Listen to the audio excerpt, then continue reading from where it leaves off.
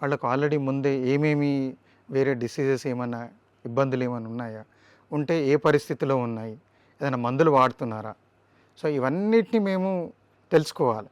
తెలుసుకొని వాళ్లకు ఎలాంటి అనస్థీసియా ప్రొసీజర్ ఇవ్వాలి, సో ఆ ప్రొసీజర్ ఇచ్చేటప్పుడు మాకు ఎలాంటి ప్రాబ్లమ్స్ అరైజ్ కావచ్చు, ఇవన్నిటిని మేము తెలుసుకోవాల్సిన అవసరం ఉంటుంది.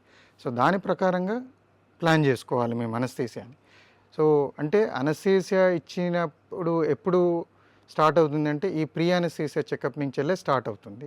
సో ప్రీ అనస్థీసియా చెకప్లోనైతే ఎంత మంచిగా మేము ఇవాల్యుయేట్ చేసుకోగలుగుతామో, ఇంట్రాప్ అనేది అంటే ఆపరేషన్ జరిగే టైంలో, ఆపరేషన్ అయ్యే టైంలో మాకు ఎట్లా రికవర్ అవుతారు అనేది ఒక ఐడియా వస్తుంది అన్నట్టు.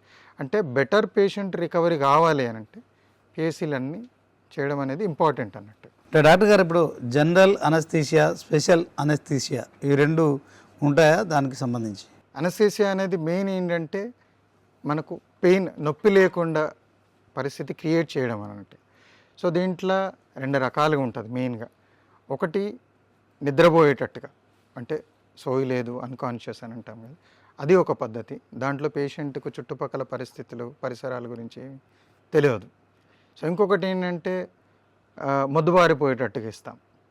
సో చేతికి కావచ్చు, కాళ్ళలో కావచ్చు, లేకపోతే నడుములో వచ్చి, ఇది రెండు రకాలుగా ఉంటుంది. సో ఇలాంటి అంటే స్పెషల్ అనస్థీసియా ఇచ్చినప్పుడు ఏదైనా ప్రమాదం జరిగే అవకాశం ఉందంటారా? అనస్థీసియా ఇచ్చేటప్పుడు ప్రతి టైం ప్రతి పేషెంట్ కూడా ప్రమాదకరంగానే పరిస్థితి ఏర్పడే అవకాశాలు ఉంటాయి.